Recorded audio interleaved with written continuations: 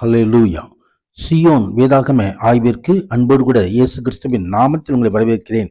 இன்றைய சங்கீதங்களின் புஸ்தகம் 120 சங்கீதம் முதல் 125 சங்கீதம் வரைக்கும் உள்ள வசனங்களை தியானிக்க சர்வ தேவன் நமக்கு கிருபை பாராட்டுவாராக. இந்த சங்கீதங்கள் ஆரோகண சங்கீதங்கள் என்று எழுதப்பட்டிருக்கிறதை குறித்து பார்க்கிறோம். மேலே ஏறி செல்லும் பொழுது பாடும் துதிப்பாடல்கள், இதுதான் ஆரோகண சங்கீதம் என்று அழைக்கப்படுகிறது. எருசலேமினுடைய பண்டிகைகளுக்காக மலையின் மீது ஏறி செல்லும் பொழுது யூதர்கள் ஒன்றாக சேர்ந்து பாடின இந்த சங்கீதங்களை இங்கே 120 சங்கீதம் முதல் 134 வரைக்கும் அது ஆரோகண சங்கீதங்களாய் கொடுக்கப்பட்டிருக்கிறது. உண்டாவது 120 சங்கீதத்திலே, என் நெருக்கத்திலே கர்த்தரை நோக்கி கூப்பிட்டேன், அவர் எனக்கு செவி கொடுத்தார் என்று சொல்லி ஆண்டவர் அந்த யாத்திரையின் போது கர்த்தர் செவி கொடுத்தபடியினாலே வானத்தையும் பூமியையும் படைத்த கர்த்தரானவர் அவர் தன் பிள்ளைகளுக்கு ஜெபத்தை கேட்கிற தேவன். கர்த்தர் மகிமை உண்டாவது. எனவேதான் ஆண்டவரை நோக்கி இந்த சங்கீதத்தை சங்கீதக்காரர் ஏறடிக்கிறார். கர்த்தர் மகிமை உண்டாவதாக. சுற்றில ஜனங்கள் கொடுமையான ஜனங்களாய், கொடுமையாய் பேசுகிற ஜனங்களாய் இருக்கலாம், சமாதானத்தை பகிக்கிறவர்களாய் இருக்கலாம். ஆனால் நான் சமாதானத்தை நாடுகிறேன் என்று சொல்லி சமாதானத்தின் தேவனை நோக்கி அங்கே எடுக்கப்படுகிறதான இந்த சங்கீதம். 121 சங்கீதத்தில், எனக்கு ஒத்தாசை வரும் பர்வதங்களுக்கு நேராக என் கண்களை ஏறெடுக்கிறேன். மகிமை உண்டாவதாக. ஆம், குடும்பத்தின் நண்பர்கள் ஐஸ்வர்ய எல்லா சூழ்நிலையிலும் கர்த்தரை நோக்கி பார்க்கும்பொழுது கர்த்தர் ஒத்தாசை அனுப்புகிற தேவன். கர்த்தர் மகிமை உண்டாவதாக. வானத்தின் பூமியை படைத்த கர்த்தரிடத்திலிருந்து நமக்கு ஒத்தாசை வரும். கர்த்தர் மகிமை உண்டாவதாக. ஆம், உலகத்திலே நமக்கு எந்த ஒத்தாசை இருந்தாலும் இல்லாவிட்டாலும் ஆண்டவர் நமக்கு ஒத்தாசை செய்கிற தேவனாக இருக்கிறார்.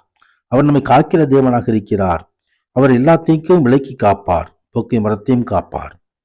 122 சங்கீதத்துல இங்கே கர்த்தருடைய ஆலயத்துக்கு போவோம் வாருங்கள் என்று அவர்கள் சொன்ன பொழுது மகிழ்ச்சியாயிருந்தேன் என்று சொல்லி எருசலேமிலே தேவாலயத்தை நோக்கி கடந்து செல்லும்போது அந்த ஆலயத்தை வாஞ்சித்து நாடுகிறதான இந்த சங்கீதம்.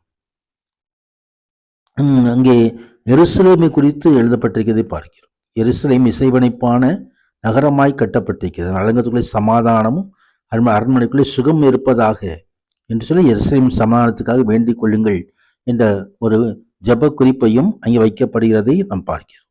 நாம் கூட இன்றைக்கும் இந்த எருசலேமுக்காக ஜெபிப்பது நமது கடமையாக இருக்கிறது.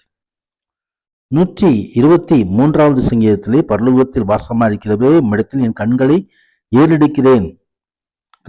உண்டாவதாக. ஆண்டவரை நோக்கி பார்க்கும்படியாய், எந்த சூழ்நிலையிலும் கர்த்தரை நோக்கி பார்க்கும்படியாய் அன்னைக்கு எங்களுக்கு இறங்கும் கர்த்தாவே, எங்களுக்கு இறங்கும். நிந்தனையினால் மிகவும் நிறைந்திருக்கிறோம்.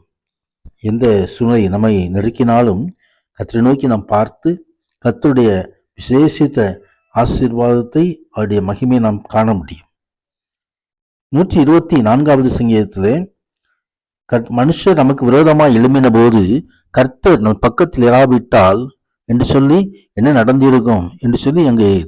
ஆனால் ஆண்டவராகிய தேவன் தன் பிள்ளைகளுக்கு அவர் தாமே ஒத்தாசை தருகிற தேவன். நம்முடைய சகாயம் வானத்தையும் பூமியையும் உண்டாக்கின கர்த்தருடைய நாமத்தில் இருக்கிறது என்று சொல்லி எழுதப்பட்டிருக்கிறார். கர்த்தர் சகாயர், தன் பிள்ளைகளுக்கு அவர் சகாயராக இருக்கிறார். 125வது சங்கீதத்திலே கர்த்தர் நம்புகிறவர்கள் இன்றைக்கும் அசையாமல் நிலைத்திருக்கும் சீயோன் பர்வதத்தை போல் இருப்பார்கள். சமயம் வேண்டாமதான்.